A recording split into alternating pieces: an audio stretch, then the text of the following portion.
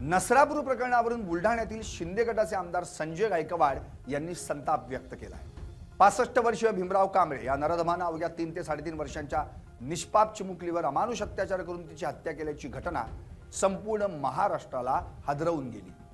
संजय गायकवाडांनी स्पष्टपणे म्हटलंय की अशा विकृत मानसिकतेच्या आरोपींना कोणतीही दया दाखवली जाऊ नये अशी ठाम भूमिका त्यांनी यावेळी मांडली। ज्या पद्धतीने त्या निष्पाप चिमुकल्या जीवाचे लचके तोडण्यात आले त्याप्रमाणे त्या नराधमाला देखील एका खुल्या प्रांगणात नेऊन त्याच्यावर रॉट व्हीलर जातीचं कुत्तर सोडून त्याचे देखील असंख्य लचके तोडण्यात यावेत।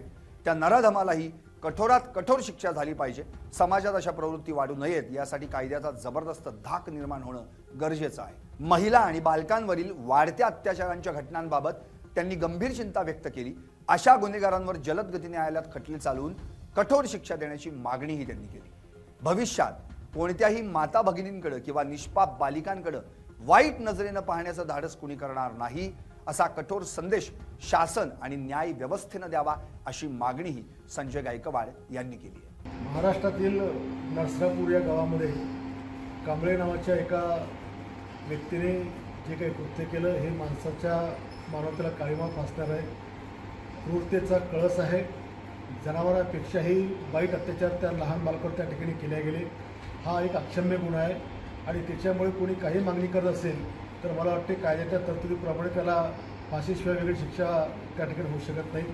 परंतु माझं एक मत असं आहे की अशा नराधमाला एखाद्या मैदानामध्ये ज्या मैदानाला बंदिस्त मैदान असेल त्या मैदानात त्याला सोडावं आणि खुकार 2 रॉड व्हीलर डॉग हे याला त्याच्या अंगावर सोडून द्यावं, जेणेकरून ते जेवढे लचके त्याचे तोडतील, जेवढे त्या मुलीचे लचके त्याने तोडले तेवढे लचके रॉड व्हीलर त्याचे तोडतील आणि त्याचा शेवट करतील।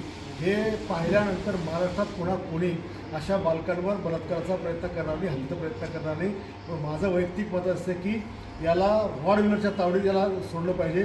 मग समजेल ना की मुले अल्पवयीन मुलीचे किंवा बालकांचे लचके तोडणं हे किती गंभीर आहे।